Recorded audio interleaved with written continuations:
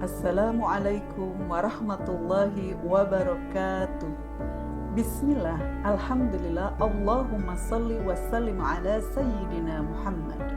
Alhamdulillah, kita panjatkan puji serta syukur kita kehadiran Allah Subhanahu wa Ta'ala yang telah melimpahkan segala kenikmatannya kepada kita semua. Salawat serta salam senantiasa tercurah kepada Baginda Muhammad Rasulullah Sallallahu Alaihi Wasallam beserta para sahabat dan keluarganya. Sahabat sekalian, pada kesempatan ini perkenalkan, nama saya Esi Sukaisi. Saya berasal dari Bau-Bau, Sulawesi Tenggara. Saya merupakan peserta Life Coach Academy. Pada kesempatan ini, izinkan saya, sahabat sekalian, untuk berbagi ilmu yang didapatkan selama Life Coach Academy. Saya ingin menyampaikan sebuah tema yang menarik dan menurut saya relate dengan kehidupan nyata saya. Judulnya adalah Don't Be Sad, menata batin ketika sedih, atau La Tahzan.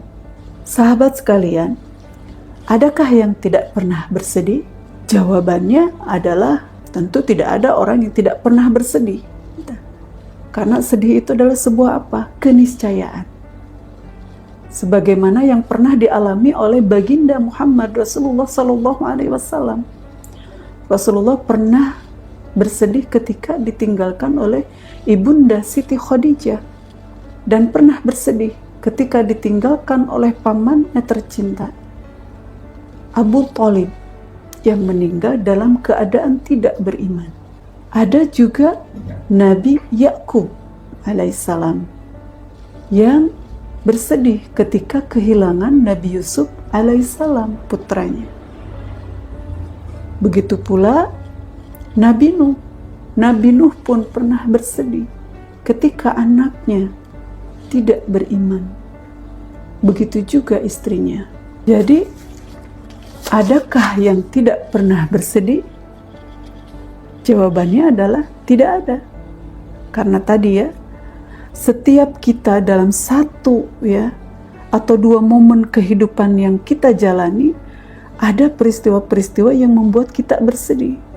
Entah itu bersedih karena kehilangan, dikhianati, dan banyak ragamnya yang membuat kita bersedih. Dalam bahasa Arab, sedih itu disebut al-huznu wal zaz'u. Al-huznu itu adalah sedih pada level 1. Sedangkan wal zaz'u itu lebih mendalam. Lebih mendalam. Karena apa? Bisa menimbulkan depresi, kekecewaan, duka yang mendalam. Sahabat sekalian yang dirahmati oleh Allah Subhanahu wa Ta'ala, bahwa disebutkan tadi kesedihan adalah sebuah keniscayaan. Maka dalam perjalanan kehidupan seseorang, tentu atau kadang kita perlu patah hati, bahkan harus. Kata Maulana Rumi, terkadang kita perlu patah hati, jadi patah dulu hatinya agar dia terbuka. Begitu hati kita patah, nanti akan muncul celahan-celahan patah hati. Nah, dari celahan-celahan patah hati akan ada cahaya hidayah yang masuk. Ternyata kesedihan itu tadi akan membuka celahan-celahan patah hati sehingga cahaya hidayah itu masuk. Jadi sekali lagi, kesedihan itu adalah sebuah keniscayaan. Maka apa? Kita perlu mengelola batin kita supaya bisa menyelesaikan inner game. Bisa menyelesaikan permainan ini. Permainan apa? Permainan hati. Permainan batin, karena ternyata efek dari kesedihan itu luar biasa.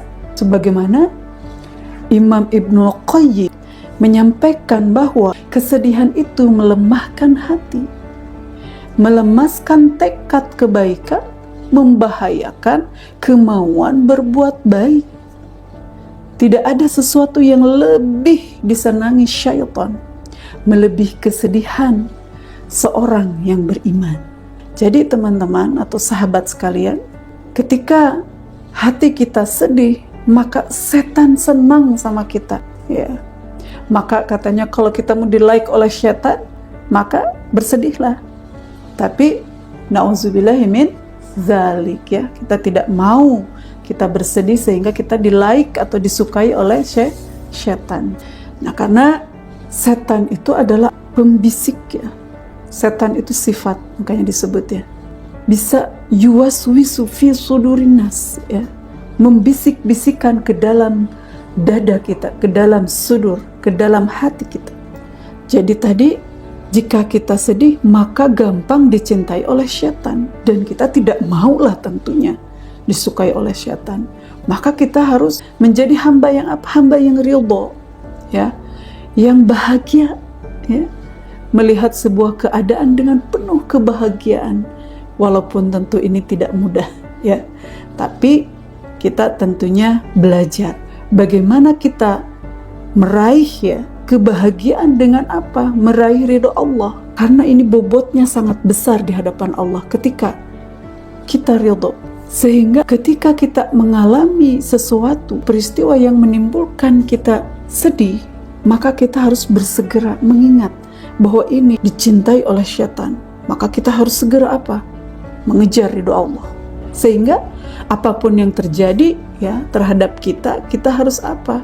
Dalam bahasa Latin disebut amor fati, cintai takdirmu. Jadi kita harus mencintai takdir kita.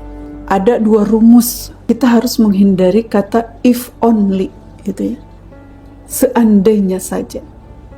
Jadi dua kata ini, seandainya saja ini, itu merupakan kata yang akan membuat kita bersedih. Kemudian rasa sakit, kehilangan, itu tidak bisa kita hindari, ya. Jadi apa yang menjadi pilihan kita? Ya, kita memilih untuk menderita itu adalah pilihan kita. Maka rumusnya adalah sadari bagaimana kita menata batin kita agar mencintai takdir kita. Sehingga apa? Kita sebagai orang yang beriman itu mempunyai dua ganjalan. Apa itu ganjalannya? Ganjalan atas itu syukur, ganjalan bawah itu adalah sabar. Ganjalan syukur itu dipakai ketika apa? Ketika kita mendapatkan kebahagiaan atau mendapatkan kesenangan. Kemudian ganjalan bawah sabar itu ketika kita bersedih, ya. Maka ketika kita bersedih, ganjalan kita apa? Sabar. Di dalam hadis riwayat Muslim disebutkan dari Abu Hurairah radhiyallahu anhu, Rasulullah sallallahu alaihi wasallam bersabda, mukmin yang kuat lebih baik dan lebih dicintai, ya, lebih baik dan lebih dicintai Allah Subhanahu wa taala daripada mukmin yang lemah. Namun keduanya tetap, ya, memiliki kebaikan. Bersemangatlah atas hal-hal yang bermanfaat bagimu. Minta tolonglah pada Allah, jangan engkau lemah. Jika engkau tertimpa suatu musibah, maka janganlah engkau katakan, seandainya aku lakukan demikian dan demikian. Fala taqul law inni fa'altu kana kadza wa kadza. Seandainya aku lakukan demikian dan demikian. Akan tetapi hendaklah kau katakan, ini sudah jadi takdir Allah. Setiap apa yang telah Dia kehendaki pasti terjadi. Karena perkataan lau seandainya dapat membuka pintu syaitan, maka kita harus mengucapkan qadarullah wa ma syaa fa'ala. Sahabat sekalian, ada 5 keyakinan atau 5 kesadaran inner game. Untuk apa? Ya, untuk menata batin ketika sedih. Dan ini harus kita yakini dengan sekuat-kuatnya. Sehingga apa? Nanti insya Allah akan bermanfaat, ya, di dalam kehidupan kita. Berkaitan dengan bagaimana menata batin ketika sedih. Yang pertama adalah semua terjadi atas izin Allah. Sebagaimana di dalam surat At-Taghabun ayat 11, tidak ada suatu musibah pun yang menimpa seseorang kecuali dengan izin Allah. Dan barang siapa yang beriman kepada Allah, niscaya dia akan memberi petunjuk kepada hatinya.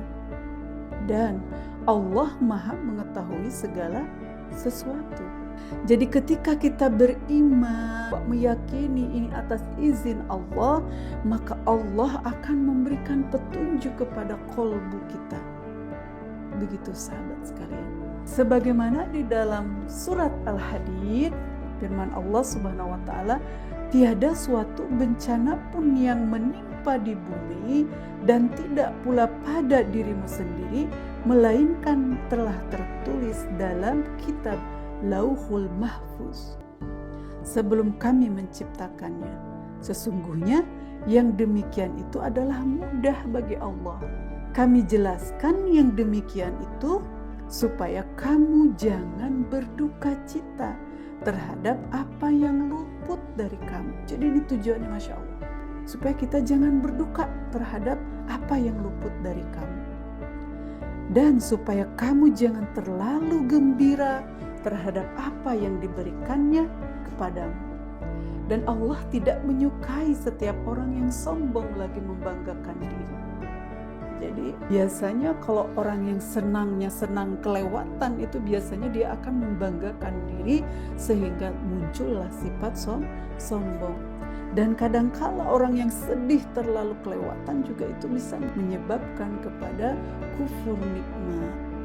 Baik, kita lanjut ke poin 2. Menata batin ketika sedih. Kita harus meyakini bahwa semua baik dari Allah. Rasulullah SAW itu sangat takjub, ajaban, ya, wow, keren gitu ya kalau zaman sekarang. Sebagaimana disebutkan dalam hadis riwayat Muslim, sungguh menakjubkan keadaan seorang mukmin, seluruh urusannya baik. Ini tidaklah didapati kecuali pada seorang mukmin. Jika mendapatkan kesenangan, maka ia bersyukur.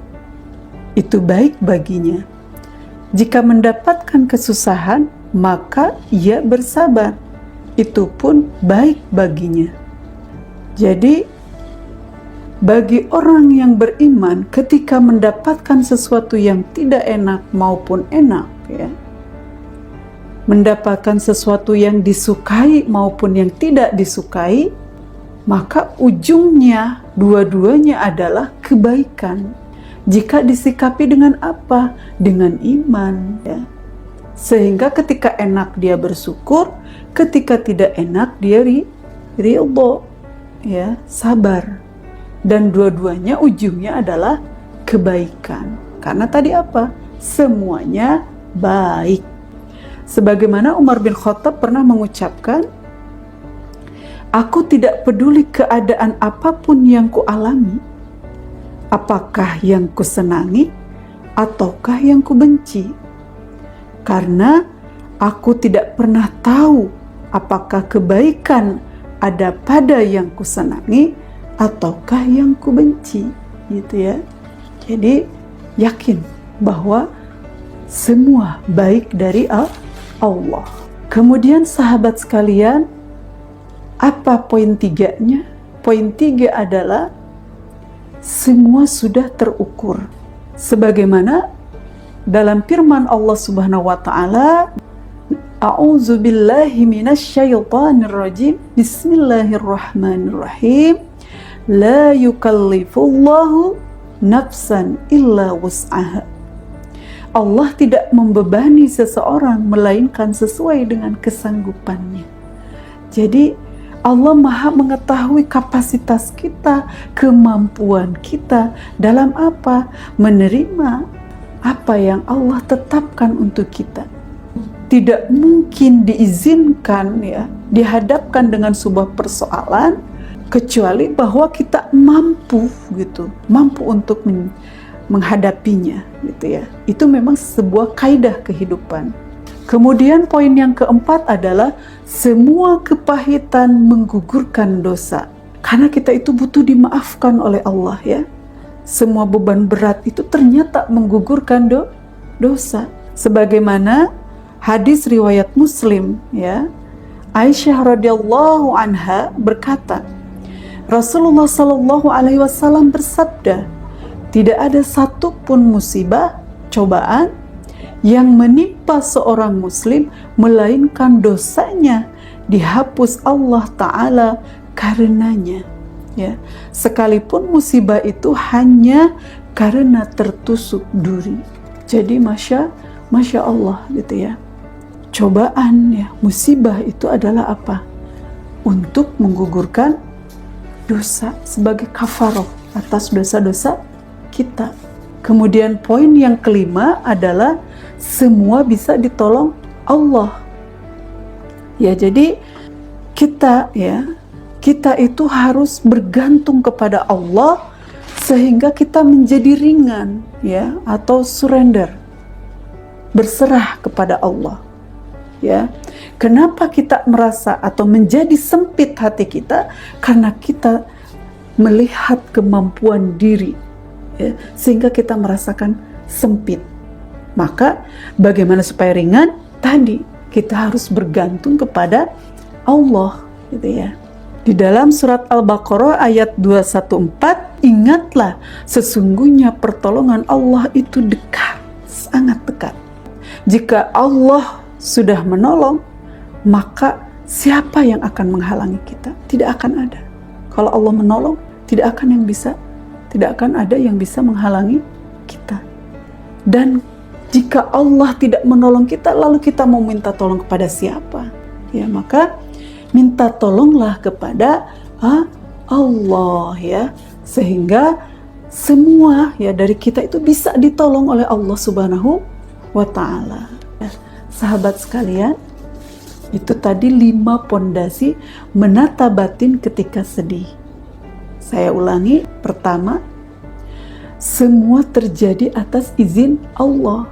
Yang kedua, semua baik dari Allah. Yang ketiga, semua sudah terukur.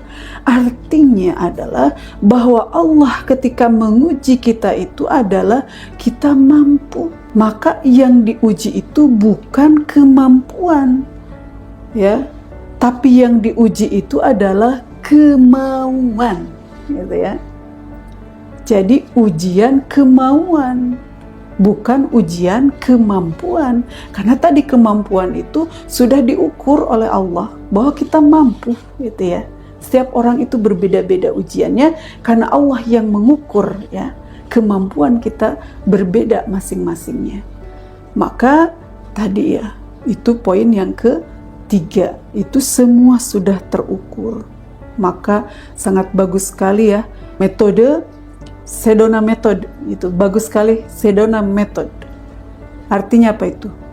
Mau nggak gitu ya, boleh nggak, kapan, mau nggak kesedihan itu dilepaskan, kapan, mau sekarang, mau besok, mau pekan depan, tergantung dari apa, dari kita mau atau tidak melepaskan kesedihan itu. Maka tadi ya, seorang guru misalnya tidak akan memberikan, seorang guru SD tidak akan memberikan ujian soal-soal SMP. Karena apa? Ya karena tidak akan sanggup siswanya kan. Kalau dia yang dikasih ujikan itu ujian SMP, pasti soalnya soal-soal SD ya. Jadi kita harus yakin tadi ya, semua sudah terukur. Kemudian yang keempat adalah semua kepahitan menggugurkan dosa. Yang kelima, semua bisa ditolong Allah. Jadi itu bagaimana menata batin ketika sedih. Baik, tadi kita sudah membahas bagaimana menata batin ketika sedih. Ada 5 pondasi. Berikutnya kita akan membahas tentang 3 kaidah melepas sedih yang merupakan bentuk lain dari sajdah. Cuma ini lebih spesifik Yang pertama adalah mengaku. Akui dulu kesedihan itu. Karena apa? Kita harus mengakui rasa yang ada dalam diri kita. Ya. Sebagaimana dicontohkan misalnya seorang dokter. Ya. Dia tidak akan bisa mengobati pasiennya kalau pasiennya tidak mengaku dia sakit. Maka kalau misalnya kita mengakui bahwa kita bersedih atau bahwa kita punya rasa sedih, maka ini merupakan awal untuk apa? Awal untuk pulih. Ya. Jadi inti dari pertobatan itu kan sebenarnya adalah apa? Mengakui dulu.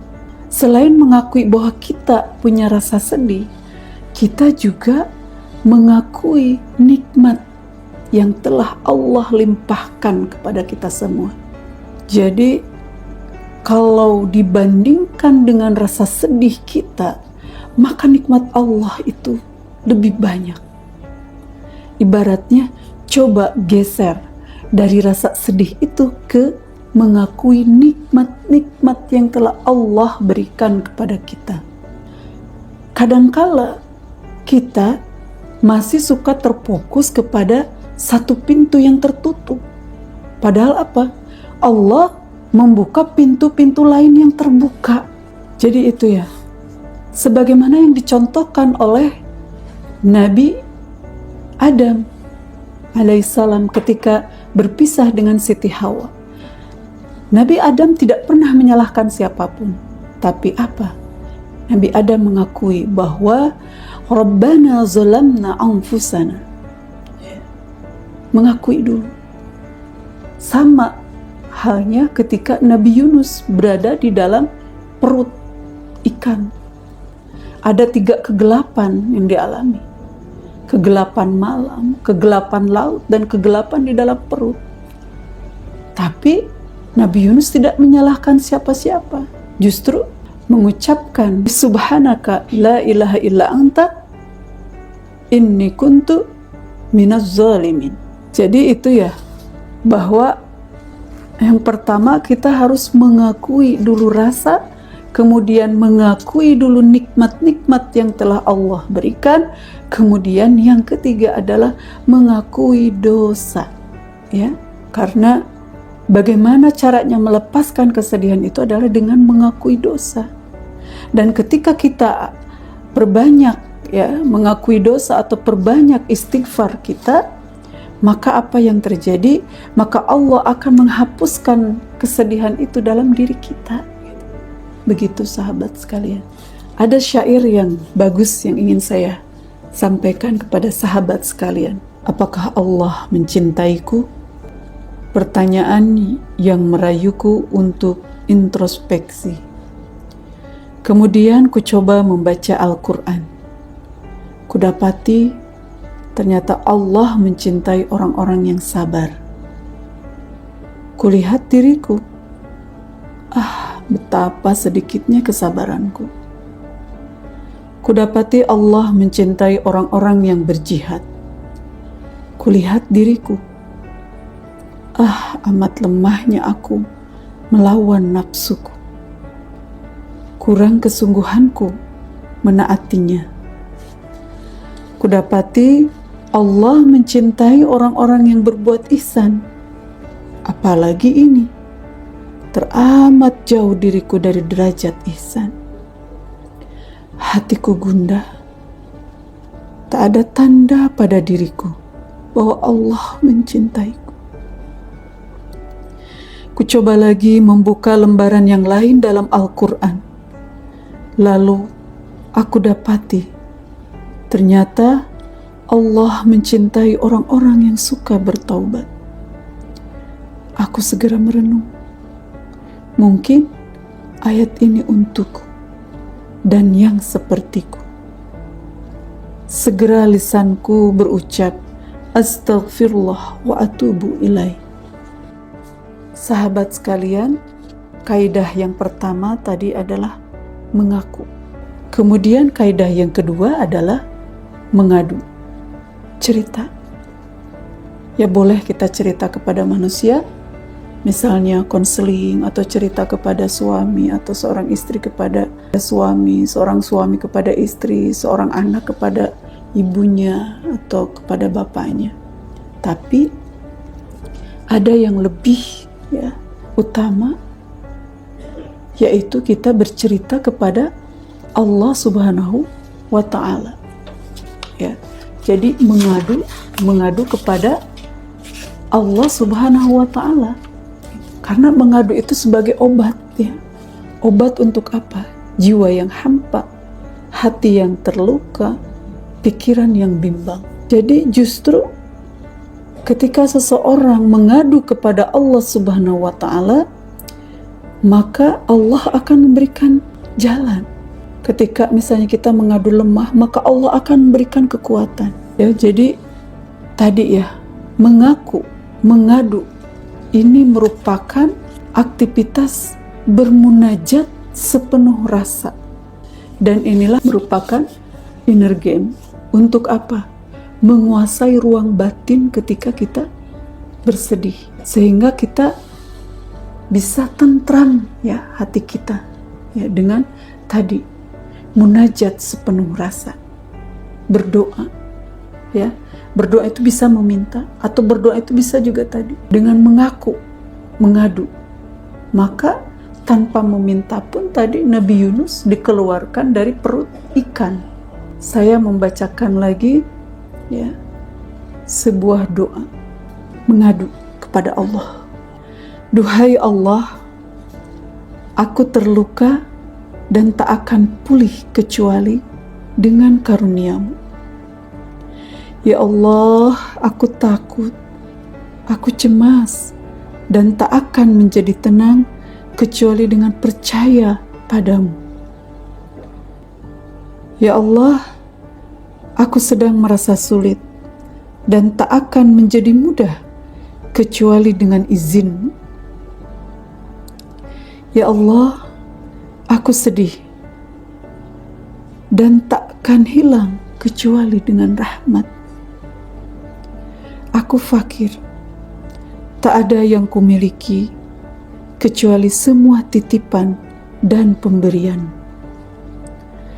Aku punya banyak keinginan dan tak akan penuh kecuali dengan kecukupan dari-Mu.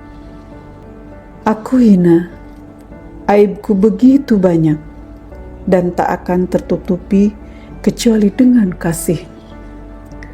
Tentramnya jiwaku tak akan datang kecuali dengan mendekat padamu. Penyakitku tak akan sembuh kecuali hanya dengan obat dari-Mu. Sempitnya dadaku tak akan lapang kecuali hanya dengan cinta-Mu. Noda hatiku tak akan terhapus kecuali hanya dengan maaf-Mu. Wahai Rabbku, jika kasih-Mu hanya layak bagi orang yang berhati suci, lalu kemana aku sang pendosa ini mencari perlindungan? Maka dengan itu, aku datang untuk mengaku dan mengadu. Sahabat sekalian yang dirahmati oleh Allah Subhanahu wa Ta'ala, jadi kaidah yang pertama adalah mengaku, kaidah yang kedua adalah mengadu, dan kaidah yang ketiga adalah menyibukkan diri dengan amal. Biasanya orang-orang yang bersedih itu mager alias malas gerak. Maka apa yang harus kita lakukan? Menyibukkan diri dengan amal-amal soleh. Sehingga ketika kita bergerak, maka akan muncul hormon-hormon sebagai pelipur lara kita. Maka bergabunglah dengan komunitas-komunitas agar apa? Agar disibukkan diri kita dengan amalan-amalan soleh tentunya dengan ikhlas dan totalitas. Baik sahabat sekalian, tadi 3 kaidah melepas kesedihan adalah yang pertama mengaku, yang kedua mengadu, yang ketiga menyibukkan diri dengan amal-amal soleh. Itu saja yang dapat saya sampaikan. Semoga ada manfaatnya. Selamat menempuh perjalanan untuk melepas kesedihan. Billahi taufiq wal hidayah. Wassalamualaikum warahmatullahi wabarakatuh.